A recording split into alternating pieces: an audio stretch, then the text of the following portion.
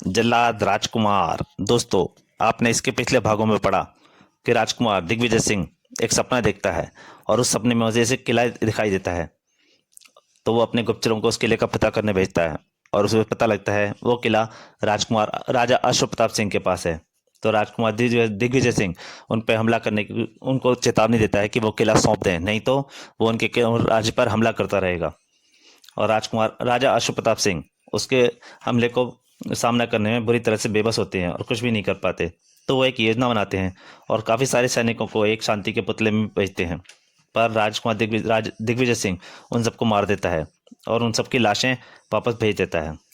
और फिर एक बर्फ के पुतले के रूप में आता है और पूरे राज्य को बर्फ में जमाना शुरू कर देता है। अब उसके आगे राजकुमारी दिव्य प्रभा को गुस्सा आ जाता है।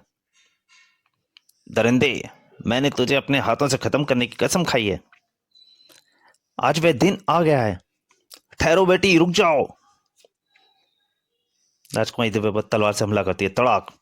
हा हा हा, हमें तुम्हारी ये अदा पसंद आई राजकुमारी। अब तुम हमारे साथ चलोगी। आहा नहीं। तो राजकुमारी दिव्य प्रभा को अपने बर्फ के पुतले में खींच लेता है, बर्फ के गोले में। उफ। और राजकुमारी दिव्य प्रभा को लेकर उड़ चलता है। मेरी बच्ची। उफ, वह दुष्ट राजकुमारी को अपहरण कर ले गया। दोस्तों, कहानी अभी जारी है, पर मेरी आपसे एक प्रार्थना है। अगर आप इस कहानी का पूरा आनंद लेना चाहते हैं तो इससे पिछले 2 भाग जरूर पढ़िएगा, तभी इस कहानी का पूरा आनंद ले पाएंगे। तो अब कहानी जारी है। आहा, क्या हम अपनी सुरक्षा करने में भी असमर्थ हो गए हैं? नहीं महाराज, कहते हैं कि जब कोई और रास्ता ना हो तो एक ही रास्ता बचा रहता है। हम समझे नहीं महामंत्री सूर्यवंशी, आप कहना क्या चाहते हैं? तिलसिम देव महाराज, तिलसिम देव, तिलसिम देव। इस विपत्ति से हमारी रक्षा केवल तिलसिम देव कर सकते हैं महाराज। हम तिलसिम देव को पसंद करने के लिए अनुष्ठान करेंगे महामंत्री। उन्हें हमारी मदद के लिए प्रकट होना ही होगा। राजा अश्वप्रताप सिंह दिन रात अनुष्ठान के पूर्ण करने में लग गए। हे तिलसिम देव प्रकट हो, हे तिलसिम देव प्रकट हो, मानवता संकट में है। प्रकट हो तिलसिम देव। और तिलसिम देव प्रकट हुए। हम तुमसे प्रसन्न है वत्स, तुम्हारा अनुष्ठान पूर्ण हुआ।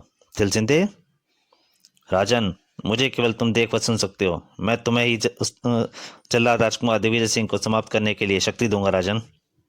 किंतु तिलसिम देव, क्या राजकुमारी दिग्विजय सिंह का कहना सत्य है कि यह किला हमारे पूर्वजों ने उसके पूर्वजों से छीना था? अवश्य सत्य है राजन, किंतु यह किला तुम्हें तुम्हारे पिता से और तुम्हारे पिता को उनके पिता से विरासत के रूप में मिला है। और दुनिया का कोई भी न्याय ये नहीं कहता किसी की पूर्वजों के लिए कि कदन उसके वंशजों को भुगतना पड़े। राजकुमार दिग्विजय सिंह ने अपने पूर्वजों पर हुए आक्रमणों का बदला तुमसे और तुम्हारी निर्दोष प्रजा से लेकर दंडनीय अपराध किया है।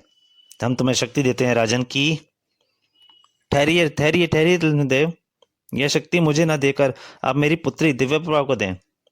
उसने राजकुमार दिग्विजय सिंह को शिकार हुए सैनिकों की लाशों पर हारा रखकर कसम खाई है कि वह अपने हाथों से उस दुष्ट का अंत करेगी। ओह ठीक है राजन, हम राजकुमारी दिव्य प्रभा को असीमित शक्तियां देते हैं। वह उस दुष्ट राजकुमार की हर शक्ति का जवाब दे सकेगी। राजकुमार दिग्विजय सिंह की मृत्यु शीघ्र ही राजकुमारी दिव्य प्रभा के हाथों में होगी। उधर राजकुमारी दिव्य प्रभा को आवाज सुनाई दे रही होती है। हिमशिला में कैद राजकुमारी चौंक पड़ी। यह कैसी आकाशवाणी थी? क्या यह आकाशवाणी सत्य थी? क्या वो उसमें जल्लाद राजकुमार को अपने हाथों से समाप्त कर पाऊंगी?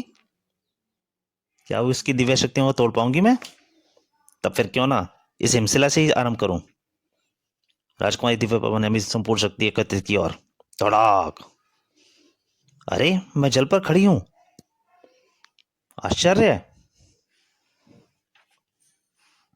सैनिकों ने उसे पकड़ने के लिए हाथ आगे बढ़ाए, लेकिन आहा आहा, राजकुमारी दिव्य प्रभा ने उन्हें एक तरफ धक्का दे दिया। अब उसे रोकना नामुमकिन था। बहुत देर से पानी पर जमी खड़ी थी मैं, अब तुम डूबोगे इसी जल में। उसने दोनों सैनिकों को उठा के पानी में फेंक दिया। उफ, छपाक। और सैनिक दौड़ के आए। रोको इसे, अब इस तूफान को रोकना मुश्किल है जल्लाद राजा के सिपाहियों।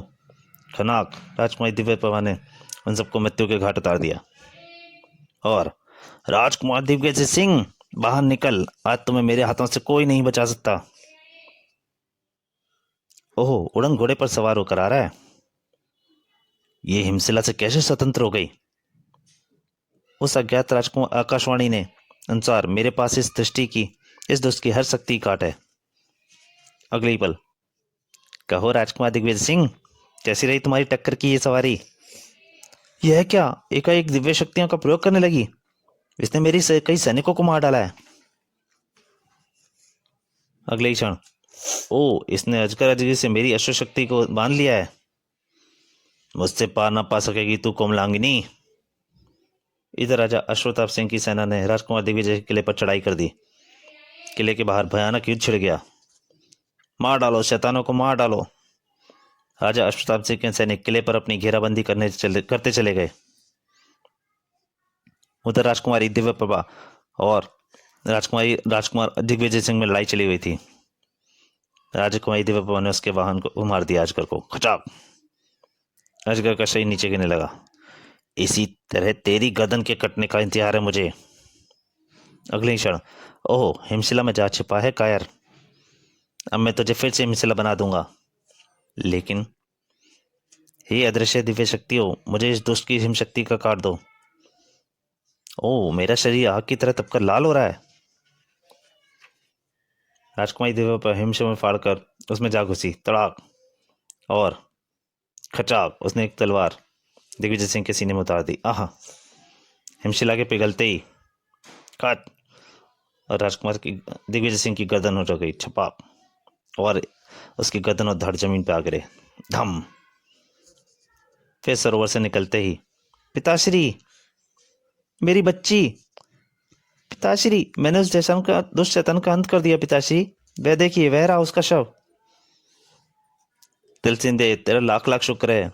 तेरी दी हुई शक्तियों का फलस्वरूप ही आज मेरी बेटी के हाथों इस शैतान का अंत संभव हो सका। तिलसिंह देव। और तब राजा ने दिव्य को तिलसिंह देव की शक्तियों के विषय में बताया और आश्चर्य व रोमांच से वो भर उठी।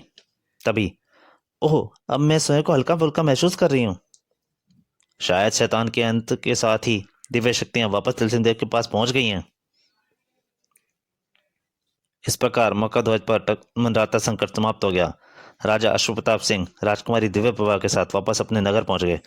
तिलसिंह देव की जिंदाबाद, तिलसिंह देव जिंदाबाद, राजकुमारी दिव्य प्रभा जिंदाबाद।